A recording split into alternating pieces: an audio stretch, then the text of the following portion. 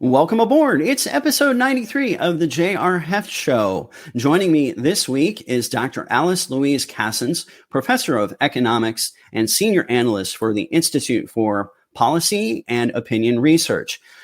Every quarter, she does the consumer sentiment in Virginia and looks at the economic behaviors of people in the Commonwealth and how they compare to folks in the United States. And so some very interesting trends are occurring right now, particularly as we're facing the Delta variant and COVID-19.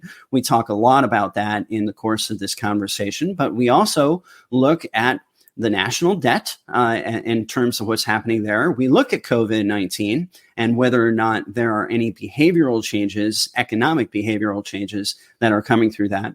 But Dr. Kassens is also author of a very interesting book on the 18th Amendment, which those of us you might know or recall is all about Prohibition. And she dives into the characters and the groups and the networks and the policy and the history of that very important era in our history in her book, Intemperate Spirits, which I encourage everybody to go out and read and get.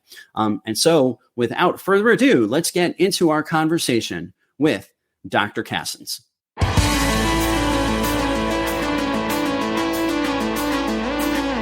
Dr. Alice Kassens, welcome very much back to the show.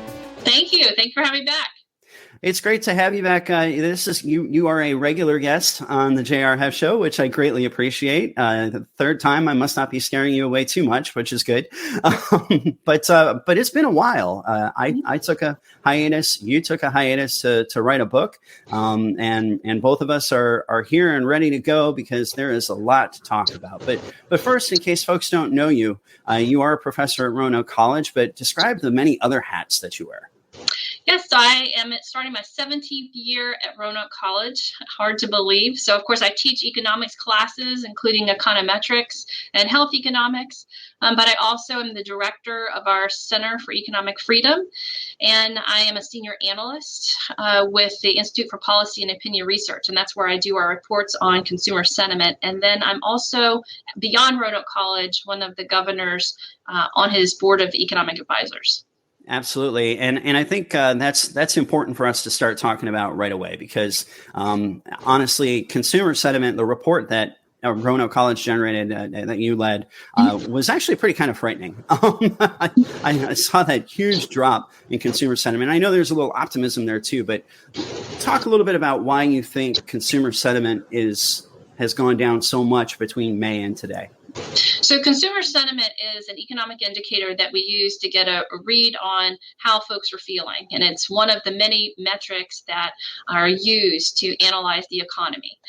The University of Michigan produces their report for the whole country. We focus solely on the Commonwealth of Virginia. How it differs from measures like GDP and unemployment is it's survey data. We ask individuals about how they're feeling. So we're getting the data directly from individuals on their thoughts and their feelings. And so therefore, it's going to be highly driven by what they see in their daily lives. And if they're scared of something, if they're highly uncertain about something, it's going to show up in our report. And so the most recent number, as you noted, where there was a big drop in consumer sentiment in the Commonwealth. And I think that's largely because of this renewed uncertainty that we have because of the Delta variant. I think there was a lot of exuberance as we moved in our May report. We do it quarterly. In the May report, as people anticipated the summer and getting out and getting back to normalcy. And we saw, of course, the economy was improving steadily with GDP growing very rapidly. Unemployment falling rapidly, so everything moving in the correct direction. And then, it's almost like you're a gut punch. You have this Delta variant, and we don't know what it's going to be like. And so, since we've been through coronavirus and how long that just disrupted our lives, and it's still disrupting our lives. And now you have this Delta variant that we're not quite sure what impact it's going to have for individuals on their daily lives, their household finances. Will they be able to see their family on the holidays? Things like that. that. And so those things leave people fearful. So when they answer our questions that go into the index, such as, what do you think your household income or finances are going to be next year compared to now, those kinds of things, they're worried and it shows up. And so I think that is the primary driver in these responses.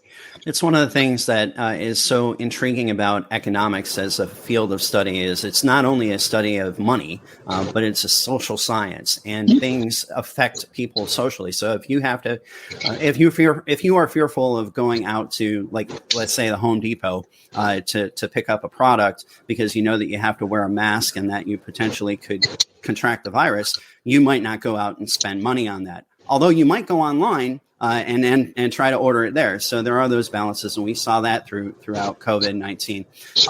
But talk about optimism. I know that optimism was also a factor in your study, and it looks like Virginians seem a little bit more optimistic than their national counterparts. Yes. So in economics, we say there's lots of factors that are happening today. So contemporaneous things that influence if I go to the store. And so consumption, we call that spending by households consumption, and that makes up 70% of total spending in the economy. So if people are fearful about going to the store, as you were talking about, that is going to impact the economy. But another thing that influences the economy today is also what we think is going to happen in the near future. We saw it with toilet paper shortages, right? At the beginning of the pandemic, if I think someone's going to run out of something, I respond to it now by buying a whole bunch of it if I need it. And so expectations play a role in our economy because expectations drive individual behavior. And so in our report, we do ask people about their thoughts on their household finances next year, about the overall economy in the next 5 to 10 years. So these are trying to get at those expectations. And while our expectations are lower now than they were a quarter ago, those in the Commonwealth are more optimistic about the coming years than the nation as a whole. I think that's linked to the fact that the Commonwealth, our economy here, typically is stronger than the average state in the United States. We have lower unemployment. We're doing very well with GDP, jobs, etc. A lot of that's driven by the eastern part of our state, with Northern Virginia and then the Tidewater area having most of our population and most of our jobs. And so I think that is why Virginians are more positive, although less positive than they were before. Certainly it's falling, but if you're comparing us to the nation as a whole, we are more optimistic. We are, and I guess, all politics is local. This is why I love to have these conversations right before a big election. I think, that optimism drives voting behavior. And in fact, we've seen in terms of the top 5 issues that voters are considering right now, the economy is one of them.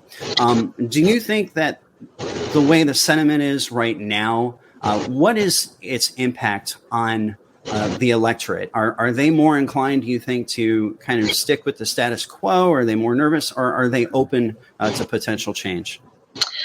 Well, we can subdivide our data, since our center, where we call the Institute for Policy and Opinion Research, it was started as a center to look at politics. And so most of the surveys and reports that come out of our center are about voting and voters' thoughts on gun control, abortion, etc. And so consumer sentiment, we joined up with them.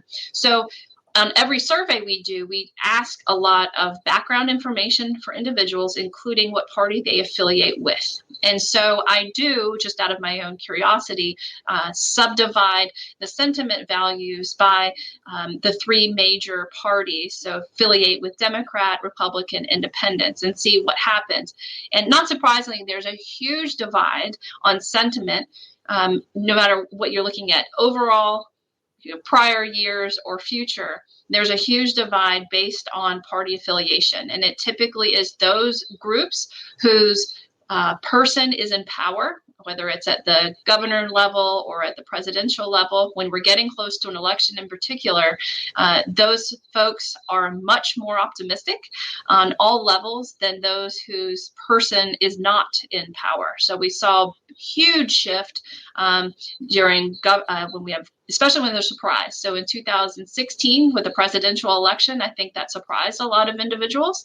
And so going into that election, our survey had this much more exuberance on the part of those who affiliate Democrat than those Republican. And then our next survey in February, it just complete reversal. It was this massive point spread. So those that affiliate Democrats suddenly thought the future of the economy was, off the rails, and those who affiliate Republicans, flipped to the other side. And so, yes, people, how they feel is not only what they have, money they have in their pockets, the prices they see at the gas station and the grocery store, but also especially thinking about the future, if their person or someone with their beliefs are in power, whether it's at the governor level or Congress, the president, etc. Sure. And I think, as we start moving towards the election, we're going to hear more and more about the economy and less, perhaps about some of the other issues that are going on there. But again, as we were talking about, economics is a social science, and all of these things, all of these other ancillary issues that we talk about, whether we're talking about jobs, whether we're talking about COVID-19 and the impact on society, they all are ancillarily tied to the pocketbook and how we live our lives, frankly, and how we spend.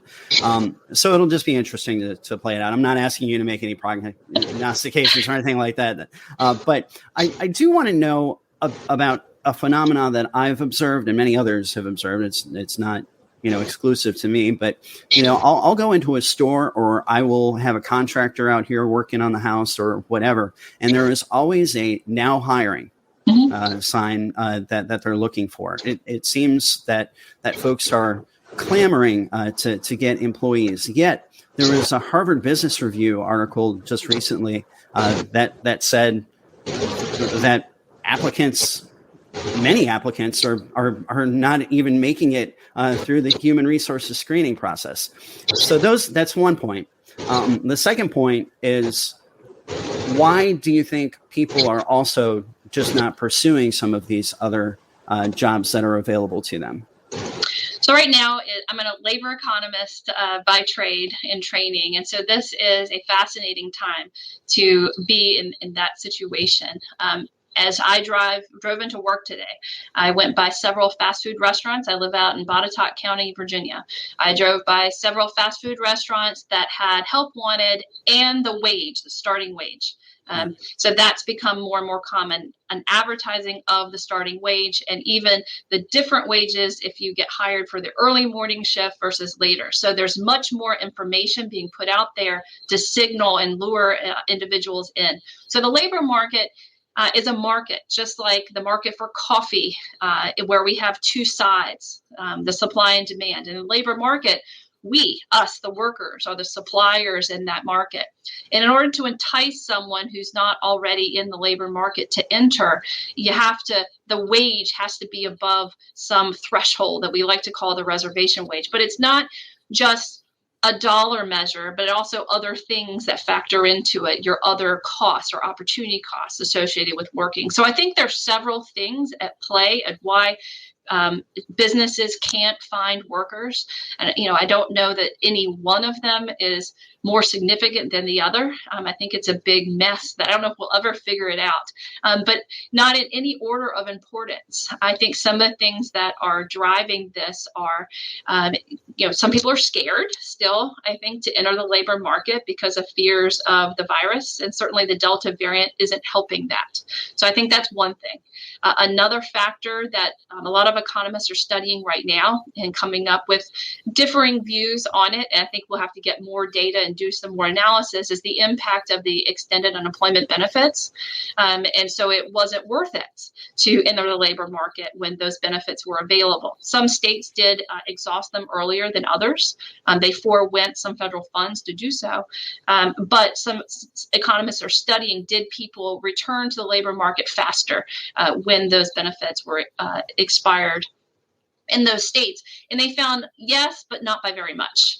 But I think there's still there could be other things going on in those states that were driving that as well. So I think as we get more data, especially as the nation saw those exhaust come to an end just recently, we'll learn more there. But I think that's some of it.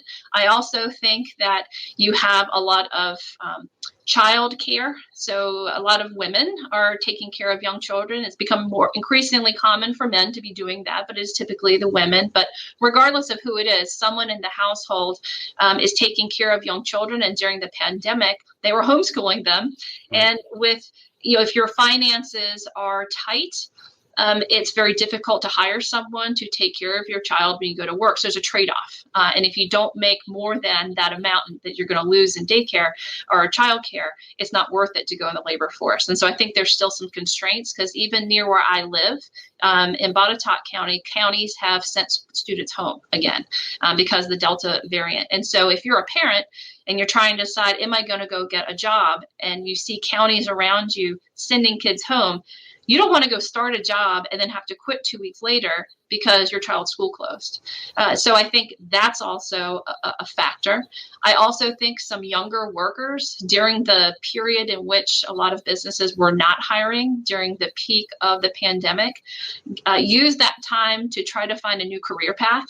And so maybe they just became unsatisfied with the job they had and thought, well, this is a good time for me to do some online schooling and training to change my career path. And so when those jobs came back online where they previously were, they don't want them anymore. They're searching elsewhere. And there are other things, but I think those are kind of the main ones. Again, I don't think we know right now which of them is driving it all. Usually is a combination of lots of things, because as you said, it's a social science and people are complicated beings. And there's so many of us in this labor market that there can be different reasons for different people. So it will be interesting reading economic labor market research in the coming years. Certainly that doesn't help the businesses, however. They want the workers now, and I'm not trying to be insensitive to that. I'm sure it's incredibly frustrating because I have friends that work at restaurants that manage them and work there, and they cannot stay open because they cannot get enough workers to work the hours that they have. So I'm not trying to be insensitive or flip about the situation, but it is a fascinating time to be studying the labor market. Fascinating time, but it's also just being honest. I mean, you study the facts, you see what's happening on the ground in order to, come to conclusions and develop those ideas further. But there were several things that popped out during the course of your answer there that I want to get to. The first was I sort of conflated two issues with the fact that artificial intelligence has played an increasing role in how people get employed. I'm wondering if you've studied that at all, or if you've looked at it as to whether or not you think the most qualified candidates actually are reaching the hiring panel. So I think what you're getting at is how when people send resumes in, how do they filter through? And so I do spend a lot. So I teach at Roanoke College, and our seniors and juniors, when they start looking for jobs after college, I do spend a lot of time encouraging them to think very carefully about what they put on their resume. Because if you're applying for some big job, there isn't someone sitting in an office reading your resumes, right? They get filtered, sent electronically, and keywords are important for your resume. And so, for example, in our economics majors, they learn certain software, SAS. It's programming to do economic analysis that is used by the vast majority of Fortune 500 companies. And so I tell students, the curriculum we go through is official curriculum from that company. And so it sends a signal to that employer that these are the skills you actually have, not that you've played around with the software, but you can actually do these things.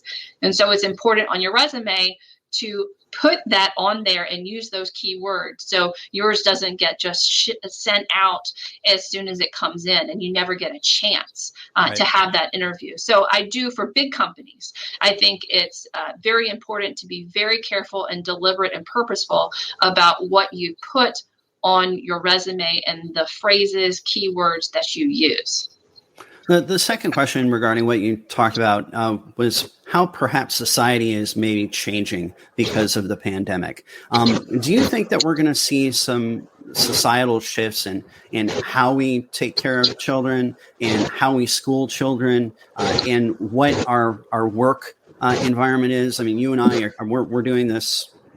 This did not exist a year ago on the StreamYard for you and me to do an interview face to face like this. This used to cost a lot of money to be able to do. So what are we going to see, do you think, in the coming years regarding just a myriad of things, everything from telework to education? So I think that there is going to be a shift, but I don't think it's as big as some people think it's going to be. I do have colleagues that work in academia. Some say that education as we know it has permanently changed, and I don't believe it's at that extreme. I do think, for example, we're back in the classroom at Roanoke College, and those students are so happy to be back in the classroom, seeing one another face to face, talking to their professor, and doing all the things that college students do at college that make it the college experience. And that's not going to change. Students enjoy socializing. Who doesn't? That's a huge part of growing and becoming a mature adult as well. And so I don't think college as we know it is going to become this online thing. There is a place for that for plenty of people, but I don't see all of higher ed going in that direction. Now, we will adopt some things, little things. For example, I still have my regular office hours where students come into my office. I just had a student in here before this podcast talking about classes for next semester. But I also, if a student needs to talk to me and I happen to not be in the office, I might do it on Zoom instead of saying, why don't you wait until tomorrow? I do it now on Zoom. So office hours on Zoom. I had heard of the company Zoom before the pandemic, but I had not used it before. Right. I'd used Skype, but I had not used, now everyone's like, what is Skype? So, definitely some things have changed. And for small liberal arts institutions like Roanoke College, I think little minor shifts like the one I described, but we are not doing our classes virtually. No classes are being done virtually this year because that is not what Roanoke College does. We offer in-person small class experiences, and we're sticking to that. So I think there'll be minor shifts, but not as large as people think. Now, as far as the workplace goes, I think it's very industry dependent. Certainly there are some jobs that absolutely cannot be done remotely. Manufacturing, for example, you need people for most of it. You need people there on the ground doing it. Certainly your dentist. You cannot do that remotely, at least now with technology. You need to go into a dentist's office. So there are some things that won't change, but then there's others. There's plenty of office jobs. I have a friend who works at a government agency, and even in some of those, people are given the option of coming in certain days of the week and not others, whereas that was not as acceptable. I think our attitude towards telework has changed as well. Before the pandemic, I think people who work from home were being viewed by some as lazy. They weren't really working. They were just hanging out at home eating bonbons.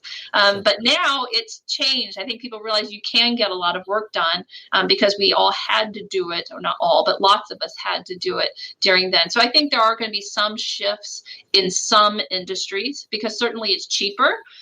If you have people working at home, especially if you're maybe a small business and you don't have construction on site, that kind of thing, and you don't pay as much overhead for your space, that can really help your business grow. But I don't think we're just moving completely away from office work. I was reading a study just the other day about how much growth even in high-tech industries happens when people are working together.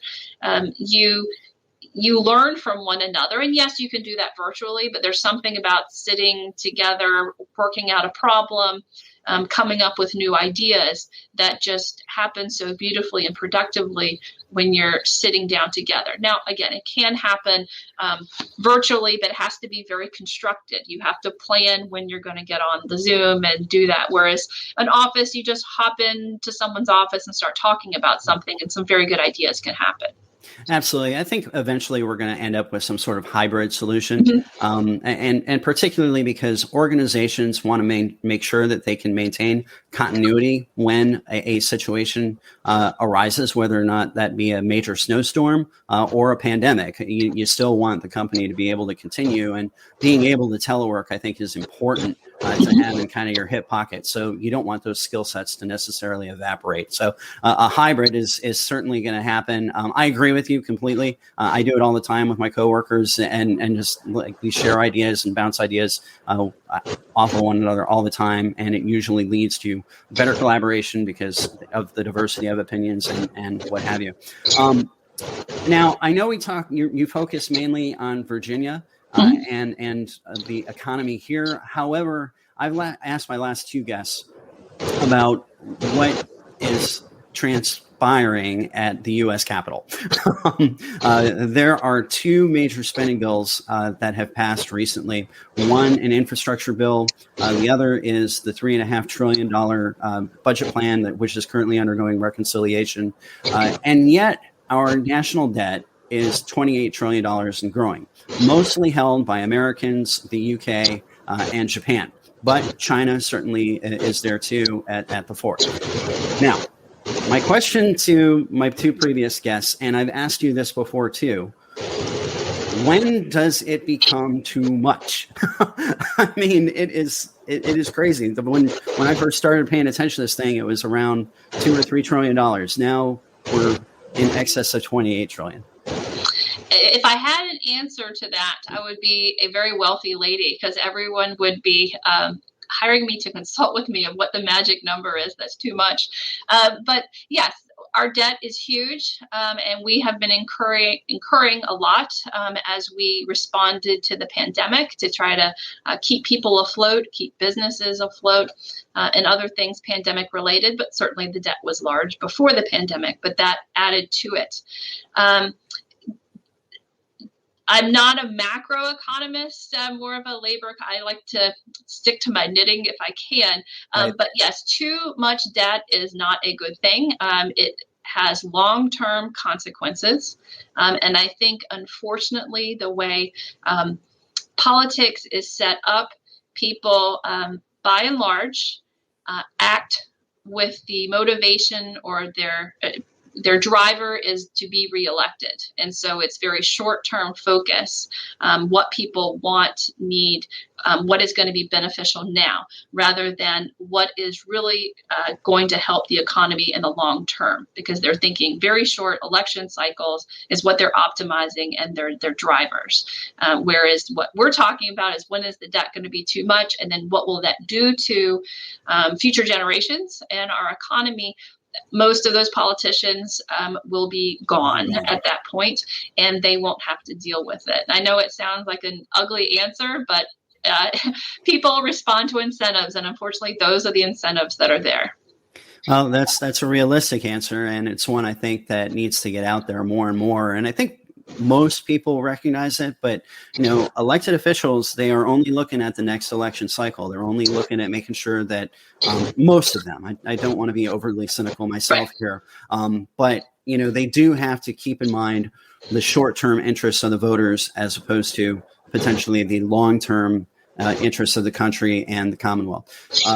So that being said, I want to switch gears because you wrote a very interesting book called Intemperate Spirits, which is all about Prohibition era and the motivations of the different groups that were involved there. So tell us a little bit about why you chose that subject, and tell us a little bit about the book itself. It's a deviation from kind of the dry stuff you normally write. It's a huge deviation. If you look at the stuff that I usually am researching. It's about health and labor markets in the United States and developing countries.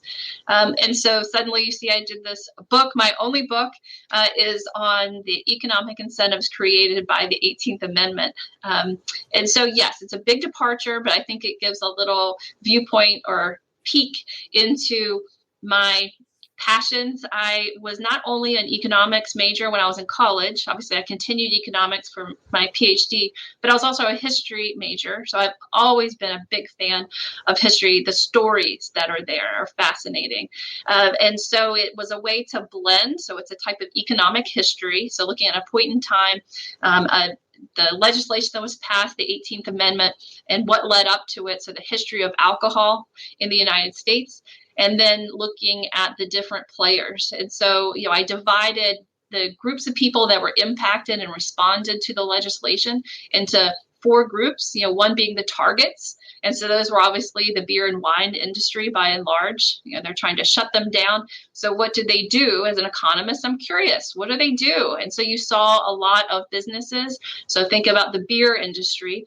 Their equipment that they use to make beer could also be quickly adjusted to make other things. So we saw them making dye. Some took advantage of their natural resources. Coors, for example, got into making porcelain. And so they adapted so that they could keep bringing money in until the legislation expired. Of course, they didn't know because at that point, no amendment had been basically reversed. Right. But they were hopeful, I suppose. And so the targets were one group I looked at, but then I also looked at other folks that responded to this legislation. I had other group called the violators. So those are the ones you think about in that era, the Al Capones, sure. Even local folks down in Franklin County. We had a huge moonshine conspiracy in Franklin County. So how did they respond? Well, the 18th Amendment made people like Al Capone a very rich man. He would not have become as wealthy as he did if it weren't for that government granted right, not right, but they made an opportunity for him to slip into, and others as well. So I talked about those incentives. It was much, very lucrative to break the law for some folks. And so that was another group. Another group I called line tiptoers. So these are folks who walk the fine line of breaking the law. And so some people that fall into this group were there were allowances in the 18th Amendment for sacramental and medicinal reasons. And so you had to write prescriptions for alcohol. Winston Churchill had a permanent prescription for alcohol when he made trips to the United States. Who you know, but they were selling these prescriptions, these kinds of things. Also, the sacramental exception, there was a huge increase in the number of rabbis and priests, and congregations grew tremendously during that time period. And it's not because people found God, they wanted alcohol. And you could also get access to alcohol to sell it yourself that way. And so I had, these groups, I had fun with it. I looked at how individuals respond to incentives, because that is what economics is choice under uncertainty. And then when you change the calculus of the cost benefit, you change people's behavior, sometimes in unforeseen ways. So the great experiment, if you will, with the 18th Amendment became the great disaster. And it was reversed. Some of the people that were like Rockefeller, J.D. Rockefeller was a huge advocate for the 18th Amendment, and then he was not, because he saw it did not achieve. Yes, there was a slight reduction in alcohol consumption, but certainly not what they anticipated, and the consequential rise in crime. The stories that come out of Chicago alone during this time period make for great TV and movies, but it certainly wasn't what the government had planned for their great experiment. For sure. So you ask whether or not anybody has any ideas for your next book. I'm wondering if you're going to explore the drug war. The drug war, while I do watch Narcos Mexico and those shows, I am fascinated with it. It doesn't have the draw to me is that the history and whatnot that alcohol did. Sure.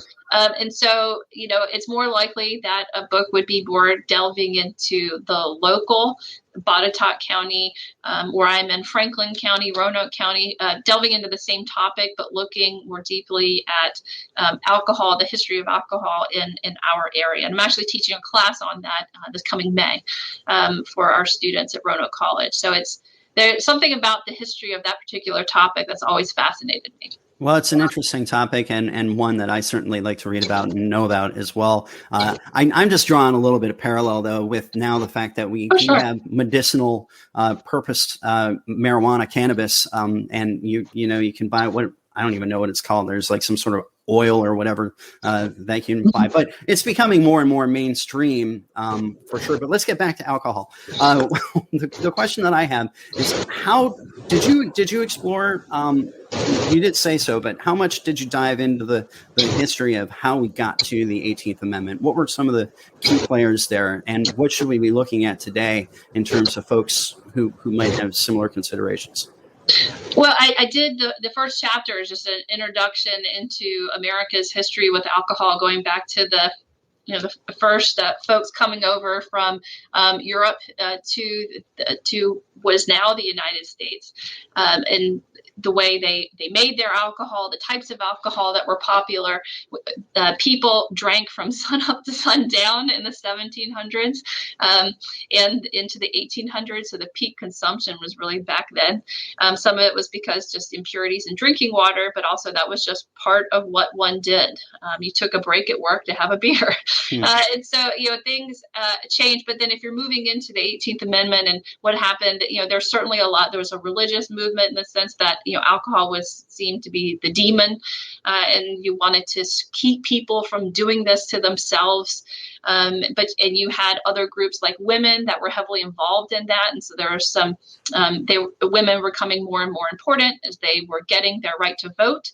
And so this helped kind of push it over the line. But it would not have happened if there wasn't a replacement for the revenue that the government got from alcohol, because that was a tremendous source of revenue for our government going back to George Washington. And so that's when we saw the creation of the income tax in the United States. So that was a way of replacing the lost income that we would have had from the 18th Amendment from alcohol, replacing it with the income tax. And then the thing that I'd say kind of pushed it over the line is going to war. You needed to the inputs that were used into making alcohol was seen better use for our troops abroad, so wheat, etc. And so that those things all came to a head and was perfect timing to get the 18th Amendment across the line. States had tried it before that. Most states it was not as successful because they didn't, for example, have replacement for the money lost. It wasn't very popular. It was hard to enforce, especially if you're near a state line and you can just go across the state line. So other states had tried it. It had been tried at the national level to push some type of legislation like this through before. But those four things coming to a head pushed the amendment across the line. Sure. So the 20th Amendment repealed the 18th. What did we learn? 21st, sorry. Thank you. What did we learn from that experience, do you think? And people like alcohol. Yeah, no, right. We learned that people, if you look at our history, people enjoy alcohol not because they're just trying to wash their sorrows away, but it's also a social endeavor. If you look at the groups of immigrants coming to the United States throughout our history, you have the Germans that came and they brought their love of lagers. And the creation of that, the businesses it created, and going back into that time period, the neighborhood saloon was the place that you went to cash your check, to get advice, and so shutting those down, shut down this great source of social interaction, and even impacting your income as far as where you're going to cash your check. And so I think the government did not realize the pushback they were going to get and the fact that people wanted this product and they were going to find a way to get it. So your speakeasies, and then of course the criminal element from the Al Capones, etc. People wanted it. Al Capone said something along the lines of, "I'm just supplying a demand." When he was great with the press, he had a way with words, which is why I think he became such a not beloved figure, but a very popular one that the Chicago Tribune could not get enough of. If you look back in their historical records, he's frequently quoted in there, and he's was always posing for the cameras. So I think the government learned that they can't make people stop doing something when it's been something they've been doing for a very long time legally, and to suddenly make it illegal is a very difficult thing, and probably not worth the backlash and then the unforeseen element of the crime and murders, in fact, that increased because of their mandate. Yep. Dr. Kassens, always a pleasure talking to you. Thank you so much for joining us today. Any final words on the book, and certainly where can people find out more about you and what you're up to? Well, I have a webpage.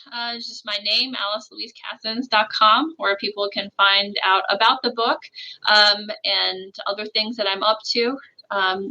So yes, I'd love people to read the book and get it on Amazon, electronic version, just like you can get everything on Amazon these days. But yeah, as far as the economy is concerned as well, I think the U.S. economy, unlike other, we're not in a recession anymore. We were in a minor one. Unlike previous recessions, it was not a problem with our underlying fundamentals. We had a very strong, robust economy. And then this external force, this virus, came along and kind of knocked us off our feet for a while. But I have a strong belief that the U.S. economy is ready to get back on its feet. We just have to get past now this Delta variant. But I think in the next, and certainly people back me up that know a lot more about this than I do, economic forecasters predict GDP growth is going to continue to move in the right direction long term, and that prices will settle down. Certainly inflation has been a concern of folks recently, that inflation will settle back to its more normal level of close to 2% next year. And so things will, I think, return to normalcy, and the U.S. economy will become strong and mighty yet again. Awesome. Dr. Alice Louise Kassens is a professor at Roanoke College. She's an economic analyst as well as an author and a governor's advisor. So thank you so much for being on the show today. Thank you for having me.